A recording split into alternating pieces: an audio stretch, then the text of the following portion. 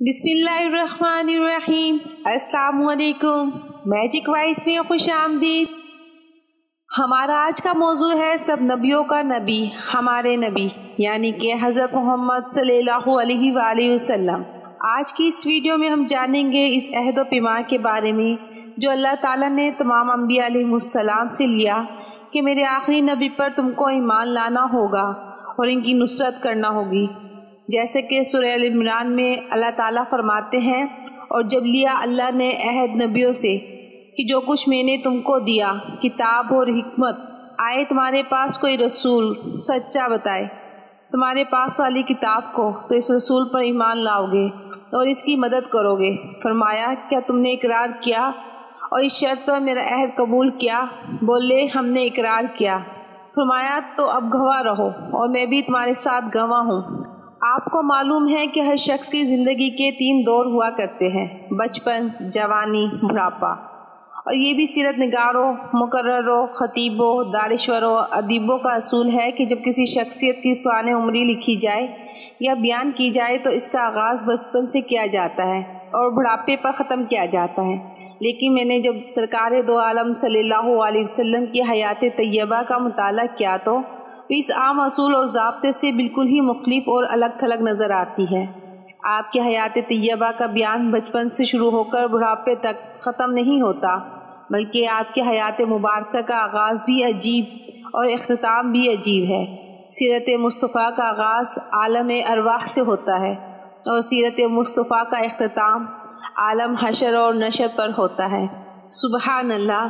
حضرت آدم علیہ السلام کی سیرت کا آغاز آپ کی پیدائش کے بعد ہوا، حضرت نوح علیہ السلام کی سیرت کا آغاز آپ کی پیدائش کے بعد ہوا، حضرت یعقوب علیہ السلام کی سیرت کا آغاز آپ کی پیدائش کے بعد ہوا، حضرت یوسف علیہ السلام کی سیرت کا آغاز آپ کی پیدائش کے بعد ہوا، حضرت یونس علیہ السلام کی سیرت کا آغاز آپ کی پیدائش کے بعد ہوا، تمام انبیاء علیہ السلام کی سیرت کا آغاز آپ کی پیدائش کے بعد ہوا، مگر میں قربان جاؤں آمنہ تیرے یتیم لال کے، تیرے یتیم کی سیرت و عظمت کا آغاز پیدائش سے پہلے ہو گیا۔ سبحان اللہ۔ وہ ابھی عالم ارواح ہی میں تھے کہ اللہ تعالیٰ نے تمام انبیاء علیہ السلام کو جمع فرما کے عظمت مصطفیٰ، شان مصطفیٰ، رفعت مصطفیٰ، ایمان مصطفیٰ، تصدیق مصطفیٰ کا وہ عہد آخری عہد نامہ لیا جو ہمیشہ ہمیشہ کے لیے آپ کی نبوت اور ختم نبوت کا دستاویزی ثبوت اور طرح امتیاز بن گیا۔ اس طرح سیرت پاک اور حیات طیبہ کا ایک ایسا روشن پہلو سامنے آ گیا جو آپ کو تمام شخصیات سے نمایاں اور ممتاز کرتا ہے۔ میں آپ کے سامنے 2 مثالیں پیش کرتی ہوں جس سے معلوم ہوگا کہ اللہ تعالیٰ نے جب اپنے لاڈلے پیغمبروں کی حیات طیبہ کا بیان فرمایا تو وہ بچپن سے شروع ہوتا ہے۔ مثلا حضرت موسیٰ علیہ السلام کے متعلق ارشاد ہوتا ہے، ترجمہ، اور ہم نے حکم دیا موسیٰ کی ماں کو کہ اس کو دودھ پلاتی رہے، جب تجھ کو ڈر ہو اس کا تو ڈال دے اس کو دریا میں، اور نہ خطرہ کر اور نہ غمگین ہو، پھر ہم بچا دیں گے اس کو تیری طرف اور کریں گے اس کو رسولوں سے۔ فرمایا موسیٰ کی ماں گھبرا نہیں، موسیٰ بیٹا تیرا ہے، نبی میرا ہے، جب بھی تو کوئی خطرہ محسوس کرے اس کو دریا میں بلا تعامل ڈال دے۔ حضرت موسیٰ علیہ السلام کی والدہ نے خطرہ محسوس کیا کہ اب میرے بچے کو فرعون کی پولیس قتل کر دے گی، تو دریا کے کنارے پر ہم حضرت موسیٰ علیہ السلام کو لے گئی اور بسم اللہ کہہ کر دریا کی موجوں کے حوالے کر دیا۔ آواز آتی ہے دریا کی موجوں، خبردار یہ میرا کلیم آ رہا ہے، اسے اپنے دامن میں لے کر وہ سکون دو جو ماں کی گود میں ملتا ہے۔ اور فرمایا جبرائیل، جی رب جلیل، فرمایا موسیٰ کے صندوق کو دریا کے اس رخ کی طرف موڑ دو جو فرعون کے محلات کی طرف جاتا ہے۔ عرض کیا مولا، اس سے تو فرعون کو مقصود مل جائے گا۔ فرمایا جبریل جانے دو، میں بھی فرعون کے غرور کو خاک میں ملا کے چھوڑوں گا، خرچ فرعون کو ہوگا، پرورش میرے موسیٰ کی ہوگی، اسی کے گھر میں موسیٰ کو پروان چڑھا کر اس کے خدائے کو خاک میں ملا دوں گا۔ ادھر اللہ کا نبی سمندروں کی لہروں پر سوار تھا، ادھر فرعون کے متعلقین دریا کے کنارے سیر کر رہے تھے کہ ان کی نگاہ صندوق پر پڑی۔ صندوق کنارے پر لگا تو انہوں نے صندوق کو اٹھا کر فرعون کے دربار میں پہنچا دیا۔ فرعون نے اسے کھولنے کا حکم دیا۔ جیسے صندوق کا دروازہ کھلا، اندر سے نبی کا مسکراتا ہوا چہرہ سامنے آ گیا۔ فرعون نے حیرانگی سے کہا، ارے یہ کیا؟ کسی نے کہا نامعلوم بچہ، کسی نے کہا کسی نے ڈر کے مارے دریا میں پھینک دیا ہے، نجومیوں نے کہا یہ وہی بچہ ہے جس کی وجہ سے 70,000 بچے قتل کیے جا چکے ہیں۔ فرعون نے کہا اس کو فوراً قتل کر دیا جائے، مجھے بھی یہ وہی بچہ معلوم ہوتا ہے جو میری سلطنت اور اقتدار کے خاتمے کا سبب بنے گا۔ مگر سب کی تدبیروں پر اللہ تعالیٰ کی تقدیر غالب آ گئی اور فوراً فرعون کی بیوی بولی میں اس کو قتل کرنے نہیں دوں گی بلکہ اس کو اپنا منہ بولا بیٹا بناؤں گی، کیونکہ میرے ہاں کوئی اولاد نہیں ہے۔ اس طرح اللہ تعالیٰ کی تقدیر دشمنوں کی تدبیر پر غالب آ گئی۔ اس طرح حضرت موسیٰ علیہ السلام کی حیات طیبہ کا آغاز سے بیان ان کے بچپن سے ہوا۔ دوسری مثال میں ہم حضرت عیسیٰ علیہ السلام کے قصے کو دیکھیں گے۔ جب حضرت عیسیٰ علیہ السلام کو ان کی والدہ حضرت مریم صدیقہ طاہرہ اپنے گھر لائیں تو قوم نے ان کے بارے میں سوالات کی بچھاڑ کر دی۔ اللہ تعالیٰ نے حضرت مریم کو حکم دیا کہ اے مریم تو خاموش رہ، میں خدا اپنی قدرت کاملہ سے ان سب کے جوابات کا انتظام کیے دیتا ہوں۔ اب اگر قوم آپ سے سوال کرے تو ان کو اشارہ کر کے بتا دینا کہ اگر تم اپنے سوالات کے جوابات لینا چاہتے ہو تو میری بجائے تمہارے سوالوں کا جواب میرا بچہ دے گا۔ قوم نے تعجب سے کہا کہ مریم مذاق کرتی ہو، کبھی بچے بھی بولے ہیں؟ فرمایا کہ بچے بولے تو کبھی نہیں، مگر جب رب بلانے پر آئے تو رکے بھی کبھی نہیں۔ چنانچہ حضرت عیسیٰ علیہ السلام کے بچپن کو بیان فرماتے ہوئے حیات طیبہ کا آغاز فرمایا۔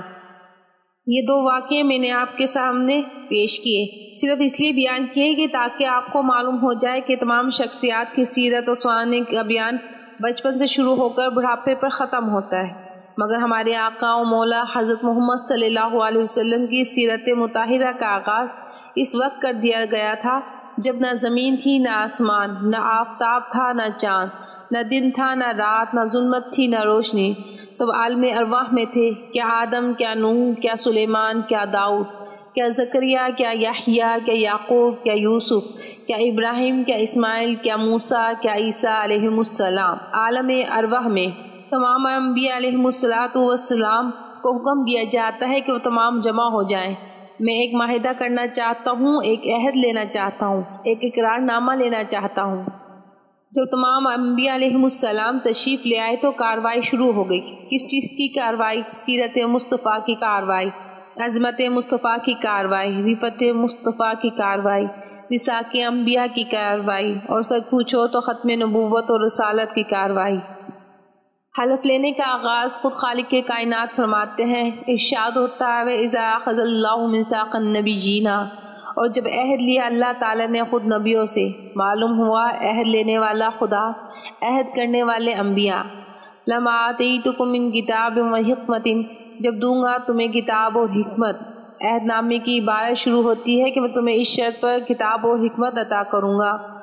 ثم جاءکم رسول مصدق لما معکم لتؤمنن بہ ولا تنصرنہ، کہ پھر تمہارے پاس رسول آئے گا جو مصدق ہوگا۔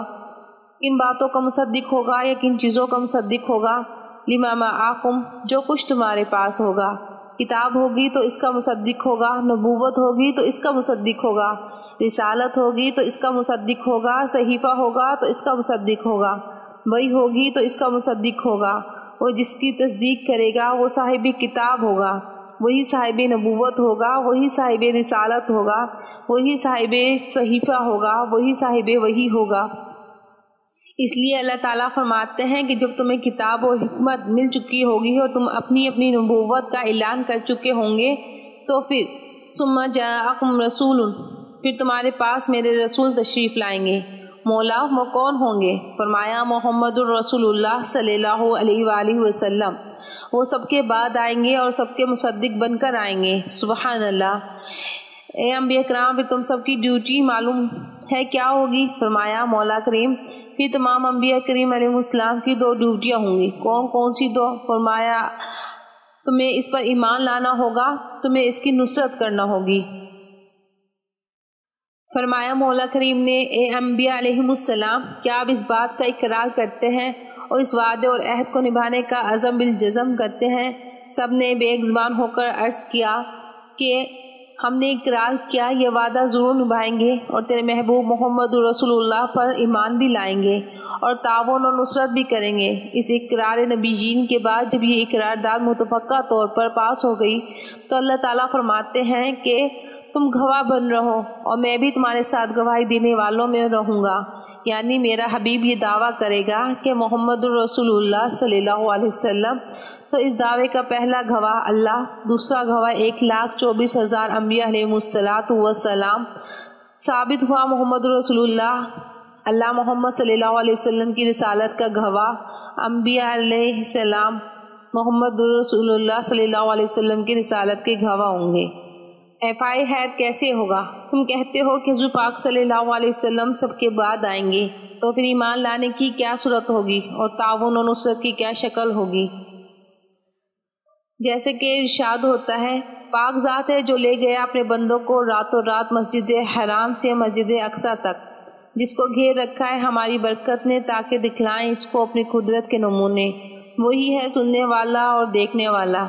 اے جبرائیل، آج اعلان کر دو کہ 1,24,000 انبیاء علیہم السلام بیت المقدس یعنی کہ مسجد اقصیٰ میں جمع ہو جائیں تاکہ ان سے عہد میثاق پورا کر دیا جائے۔ آج میرے محبوب محمد رسول اللہ صلی اللہ علیہ وسلم میرا حج کے لیے تشریف لانے والے ہیں۔ پہلی منزل مسجد اقصیٰ ہوگی اور یہیں پر عہد میثاق کی عملی شکل کا مظاہرہ ہوگا۔ چنانچہ تمام انبیاء علیہ السلام کا اجتماع مسجد اقصیٰ میں ہو جاتا ہے۔ حضور کی سواری آ گئی، جبرائیل نوری سواری کو باندھ دیتے ہیں۔ انبیاء علیہ السلام سرکار دو عالم صلی اللہ علیہ وسلم کے استقبال کرتے ہیں۔ سب سے پہلے حضرت آدم علیہ السلام سرکار دو عالم صلی اللہ علیہ وسلم کو خوش آمدید کہتے ہیں۔ ایک ایک کر کے انبیاء علیہ السلام سے تعارف ہوتا ہے اور وہ سب نبی اکرم صلی اللہ علیہ وسلم کی ذات گرامی پر فخر کرتے ہیں اور سلام عرض کرتے ہیں۔ اس کے بعد مرحلہ وار تمام امور سر انجام پاتے ہیں۔ آخر میں اذان ہوتی ہے، اللہ اکبر اللہ اکبر، اشہد ان لا الہ الا اللہ، اشہد ان لا الہ الا اللہ، اشہد ان۔ جبرائیل توقف کرتے ہیں کہ آگے میں کس کا نام لوں؟ یہاں تو حضرت آدم علیہ السلام سے لے کر حضرت عیسیٰ علیہ السلام تک تمام انبیاء علیہم السلام موجود ہیں۔ عرش سے آواز آتی ہے، جبرائیل کیا سوچتے ہو؟ جس محمد کا کلمہ پڑھنے کے لیے 1,24,000 انبیاء علیہم السلام کو جمع کیا ہے، انہی کا کلمہ آپ پڑھ دیے۔ چنانچہ اذان کی صدا بلند ہوتی ہے کہ اشہد ان محمد رسول اللہ۔ جواب میں تمام انبیاء علیہم السلام بھی فرماتے ہیں کہ اشہد ان محمد رسول اللہ۔ انبیاء علیہم السلام نے جو ہی اس کلمے کو اپنی اپنی زبان سے دہرایا، مولا کریم کی طرف سے ارشاد ہوتا ہے کہ اے میرے محبوب پیغمبروں اور لاڈلے نبیوں، میں نے جو تمہارے ساتھ عہد و پیمان کیا تھا، آج اس کی تصدیق و توثیق ہو گئی۔ تم سب نے اشہد ان محمد رسول اللہ کا کلمہ پڑھ کر اس بات کی تصدیق کر دی کہ میرے محبوب محمد صلی اللہ علیہ وسلم نہ صرف دوسرے لوگوں کے نبی ہیں بلکہ میرے محبوب تو تمام انبیاء کے بھی نبی ہیں۔ اس لیے میں کہتا ہوں اور اعلان کرتا ہوں کہ تم اپنے اپنے دائرے میں تمام مخلوق کے نبی ہو۔ میرا محبوب تمہارا بھی نبی ہے، اس لیے اس پیارے لقب سے یاد کیا جائے گا، سب نبیوں کا نبی۔ معزز سامعین، ہمارا عقیدہ ہے کہ ہمارے حضور پاک صلی اللہ علیہ وسلم فرش کے نبی، عرش کے نبی، چاند کے نبی، سورج کے نبی، حیوانات کے نبی، جمادات کے نبی، فوقا کے نبی، علماء کے نبی، اپنوں کے نبی، بیگانوں کے نبی، بلکہ نبیوں کے نبی۔ حضرت جبرائیل علیہ السلام آگے بڑھتے ہیں اور سرکار دو عالم صلی اللہ علیہ وآلہ وسلم سے عرض کرتے ہیں، حضور اپنے بھائی انبیاء علیہ السلام کی نماز کی امامت فرمائیں۔ تو آج مسجد اقصیٰ میں ایمان لانے کی ایک ایسی روح پرور اور ایمان افروز تقریب ہوئی جس میں انبیاء علیہ السلام بھی حضرت محمد صلی اللہ علیہ وسلم کی اقتداء کر کے آپ کی سیادت و قیادت پر ایمان لے آئے۔ سبحان اللہ۔ انبیاء علیہ السلام کے ساتھ یوم میثاق میں اللہ تعالی نے جو وعدہ فرمایا تھا، آج معراج کی رات وہ وعدہ پورا کر دیا گیا، اور آج کی رات تمام انبیاء علیہ السلام سرکار دو عالم صلی اللہ علیہ وسلم کی ذات گرامی پر اعتماد و یقین کا ووٹ دے کر اس وعدے اور اقرار نامے میں کامیاب ہو گئے۔ تمام انبیاء علیہ السلام نے اگرچہ اپنے اپنے زمانے میں سرکار دو عالم صلی اللہ علیہ وآلہ وسلم کی نبوت کی بشارت دی، لیکن یہ خصوصیت حضرت عیسیٰ علیہ السلام کے حصے میں آئی کہ وہ حضور اکرم صلی اللہ علیہ وسلم کی تشریف آوری کے لیے تمہید اور براہ راست منادی کرنے والے اور مبشر بن گئے۔ جیسے کہ ارشاد ہوتا ہے، اے بنی اسرائیل، میں تمہاری طرف رسول بنا کر بھیجا گیا ہوں، میں تمہارے پاس جو تورات اس کی تصدیق کرتا ہوں اور تمہیں ایک ایسے رسول کی بشارت دیتا ہوں جو میرے بعد آئے گا اور ان کا اس میں گرامی احمد ہوگا۔ اسی حقیقت کے پیش نظر سرکار دو عالم صلی اللہ علیہ وسلم نے ارشاد فرمایا، میں عیسیٰ علیہ السلام کے زیادہ قریب ہوں کیونکہ میرے اور ان کے درمیان کوئی نبی نہیں ہے۔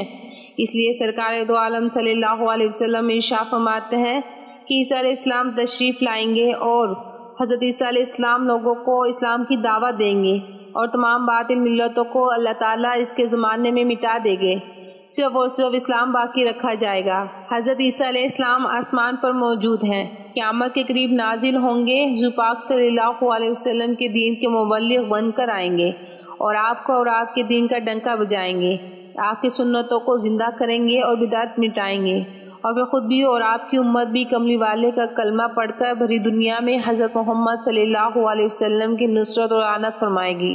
صدق اللہ و صدق رسول النبی الکریم۔